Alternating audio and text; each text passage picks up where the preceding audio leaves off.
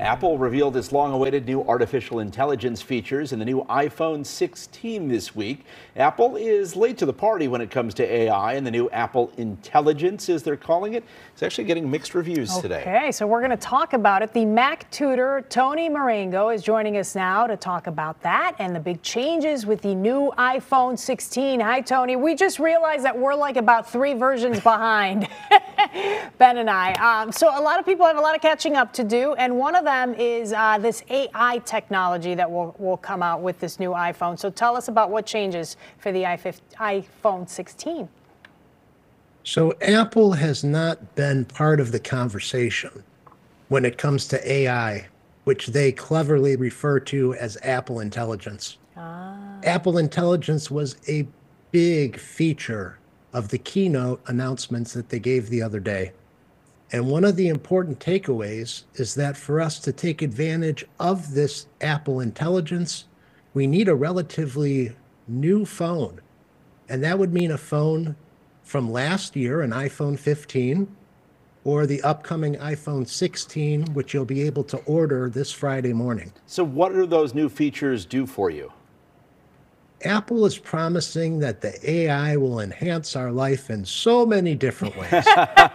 Life-changing. Let me tell you 2 of the ways that I'm excited about checking out when it finally ships is helping me with my writing of emails and notes and messages, because it's able to detect the tone that I'm using by what I'm typing and then make suggestions based on the tone.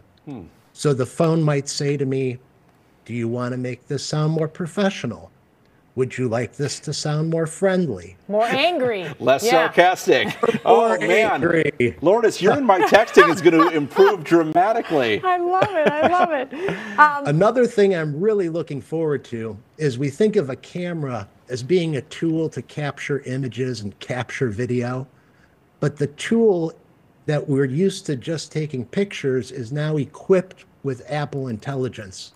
So I'll be able to take a picture of a restaurant that I'm walking by downtown, and all of a sudden the menu for that restaurant will appear on my phone. Or I might see an electric bike that I'm thinking about buying, and I see what parked on the sidewalk. I can take a picture of that bike and have the listing for it automatically show up on my phone, because the phone knows exactly what I'm looking at. Tony, do you think there's a danger in, I don't know, over-engineering and offering too much? I know sometimes when I'm texting and it's, tries to correct my texting, and I'm like, no. I don't want to say duck.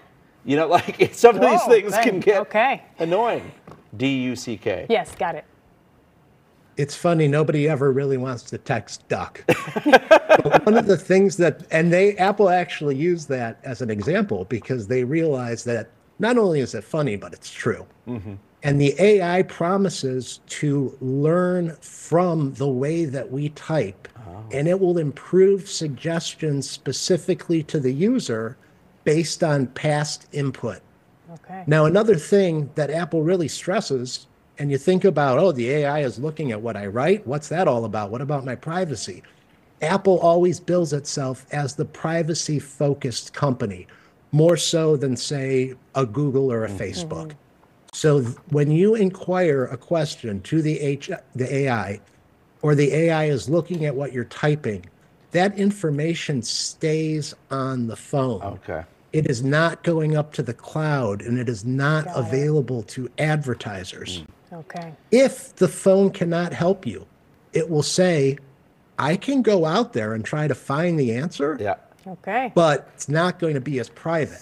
So that's the huge differentiator between an Apple and a Samsung and whatever. Makes sense. All right, Tony, we have a lot of catching up to do. Thank you. We appreciate your expertise. You can get more information at WGNTV.com. Have a good afternoon.